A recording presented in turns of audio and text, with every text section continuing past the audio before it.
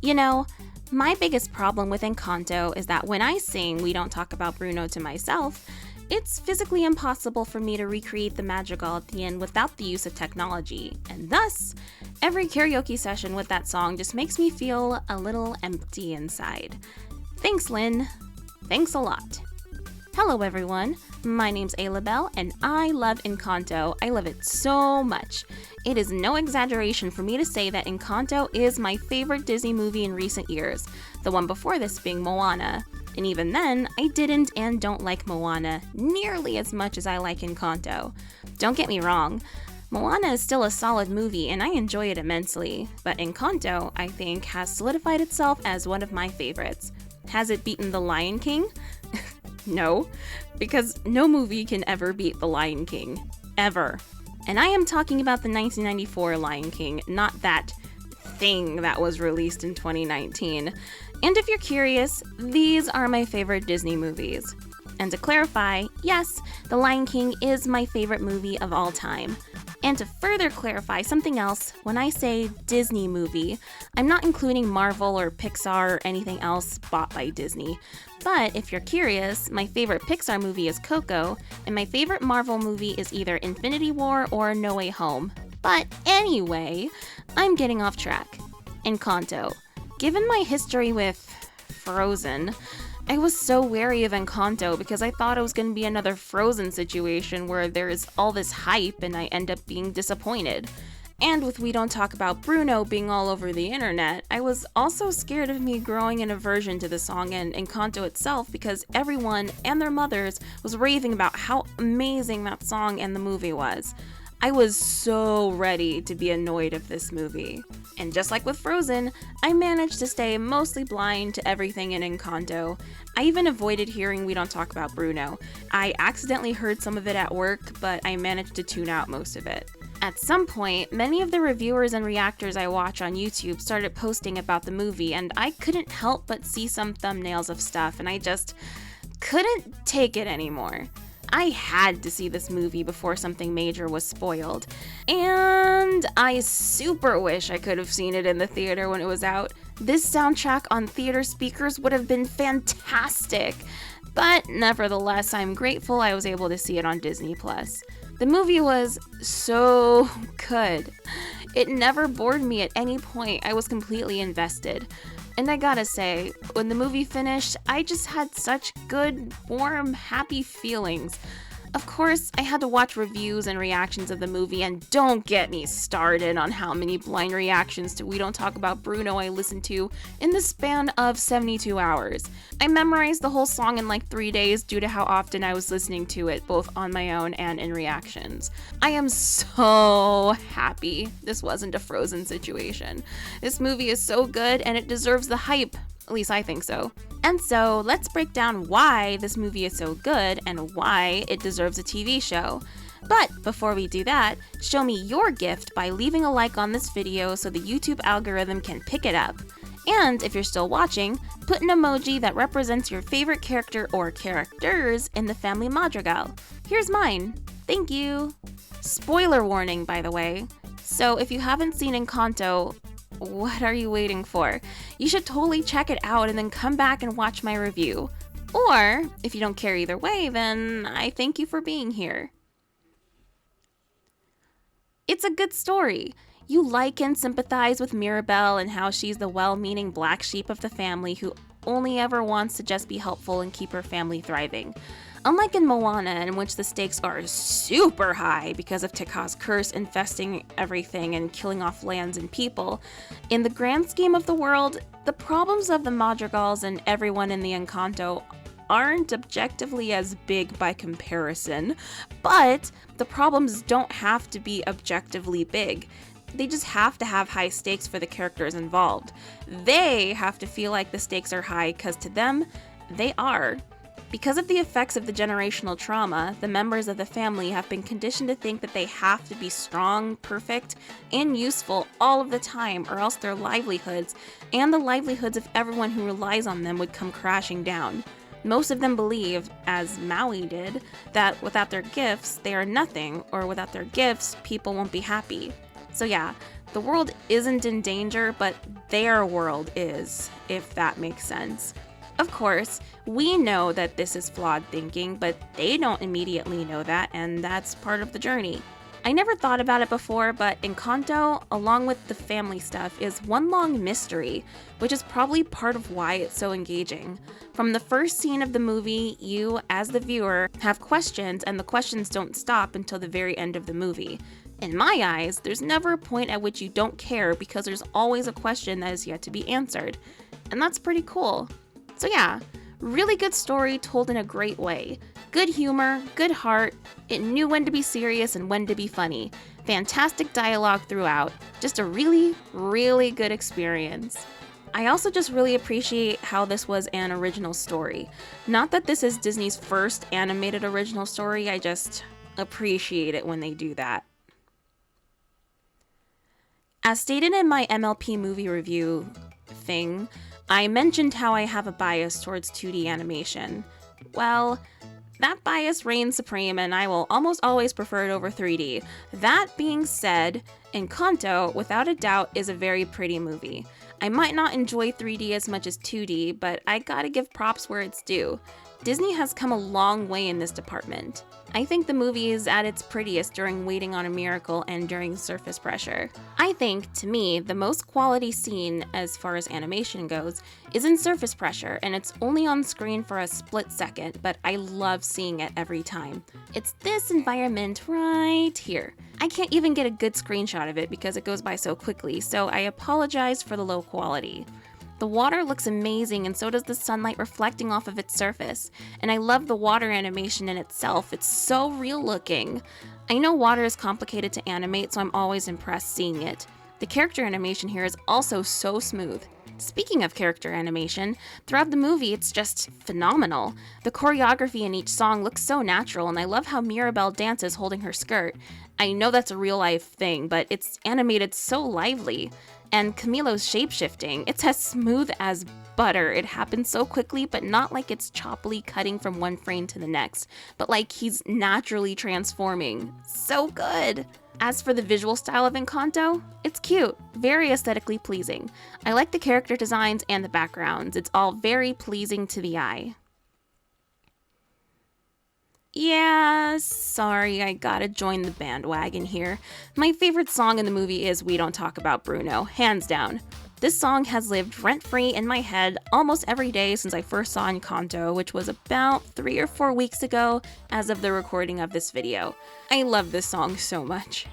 I played it for my dad who hasn't seen Encanto, and he admits it's a good song, but he doesn't understand the hype. He thinks it's just simply good. I can't speak for others, but the reason why I like this song, I love that it has an ensemble of singers, and I like that each unique singer has their distinct instrumentalization. I love the little touch with Dolores' part where you can hear her steps. Every part of the song is amazing, but Dolores and Camilo's parts are exceptional.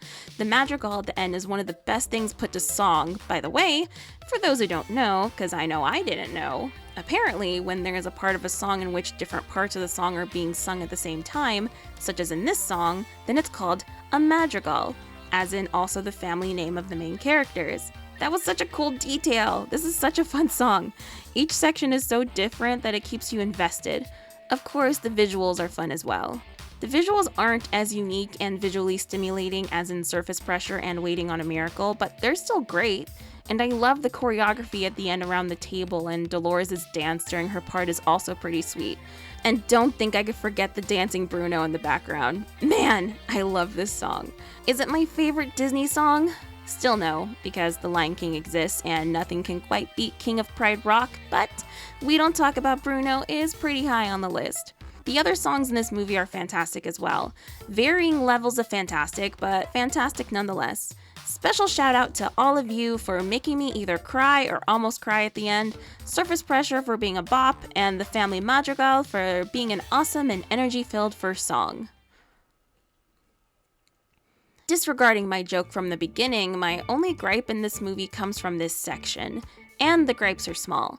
First, the little children at the beginning are kind of weird because how don't they know the Madrigal family? They live in the Encanto like everyone else, so it's weird that they don't know who they are or what their powers are.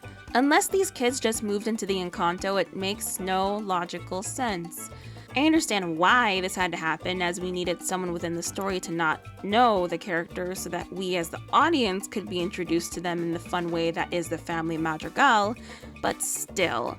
I actually think it would have been better to have been new villagers rather than ones who already lived there. That way the ignorance makes sense.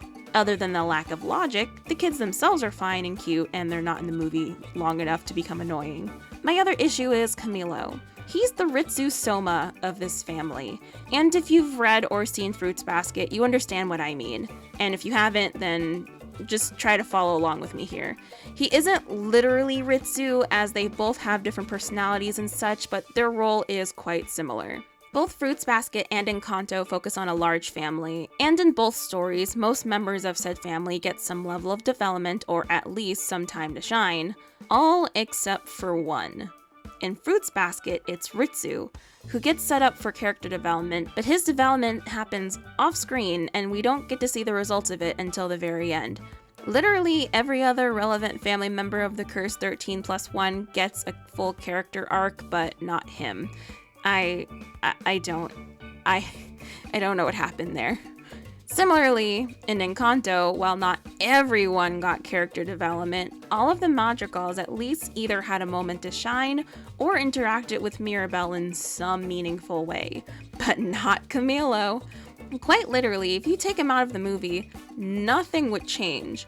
Literally, everyone else got to affect the story somehow. Camilo's biggest contribution is an awesome verse in We Don't Talk About Bruno. But Aloe, Camilo talked to Mirabel about Bruno. Doesn't that count as him contributing? Sort of, but not really. Literally everyone was telling Mirabel about Bruno, and he wasn't even the first one to do it. Heck, he wasn't even the first one to say something negative about Bruno. If Camilo's verse wasn't in the movie, nothing would change, story-wise. There would be an emptiness in all of our hearts, for sure, but story-wise, nothing would change.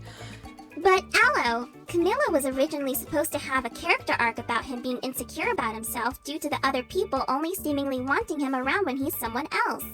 Fine, but that didn't make it into the movie, so it's technically not canon. From what we've seen, on screen, Camilo is just chilling and enjoying life, not even feeling the pressure from Abuela. He seems to love his powers, helping people, and being a little sneaky. He's the Madrigal's personal background character, and that's such a shame because he seems so interesting.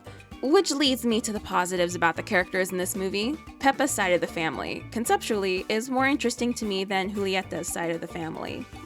Don't get me wrong, I like all of the Madrigals, even the underdeveloped and underutilized Camilo, but Pepa's side of the family, I think, has a lot of storytelling potential and just, in general, seems cooler to me than Julieta's.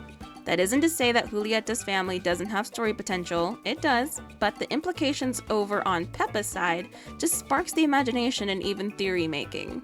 We'll get into all that a little bit later, but those are my general thoughts. I love all of the characters, all of the Madrigals, especially Bruno. The interactions we did see between characters were great, and I love the distinct personalities. It's just a fun cast.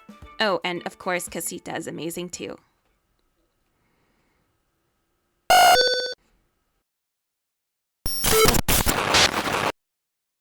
Okay, but in all seriousness, I appreciate that this movie didn't have a villain. It had an antagonist, but not a villain. Disney usually can't help itself when it comes to villains, but they held back this time. Good job! With the movie as is, adding in a villain only would have held the story back and would have muddied the message a bit. Everyone is a good person, including Abuela Alma, the antagonist, who had the best of intentions and didn't mean to take her paranoia and strictness so far as to emotionally hurt her family. She didn't even notice there was a problem with the individual members since she was so stuck in her own worries. She's an antagonist because she's an obstacle for Mirabel and her interests conflict with Mirabel's. She wasn't a villain who was explicitly trying to cause harm or do something wrong, nor did she have nefarious motivations. Sure, her actions weren't great, But the moment it became abundantly clear that she was causing damage to everyone, she owned up to her mistake and apologized. So yeah, bravo Disney for resisting your nature to add in a villain. Because this is a movie with a large, unique cast with a peculiar set of circumstances, Encanto could easily spin off into a TV series. Things that we didn't have time to explore in the movie could be expanded on in the show. Here's a list of things that a TV show could dive into. The triplets' childhood, including what led up to them getting their gifts, as well as the aftermath. Dolores, Isabella, Luisa, and Camilo's childhoods and what they had to deal with as second-generation gift receivers. How Pepa and Felix met and fell in love, how Julieta and Agustin met and fell in love, how Mariano caught Dolores' attention, seeing Mariano and Dolores' relationship develop, what Dolores had to deal with in regards to her super hearing and how she learned to cope with it, because as you can imagine, it can probably be a pain in the butt. Maybe we can actually give Camilo insecurities, and by that I mean dive into Camilo's insecurities that he was intended to have.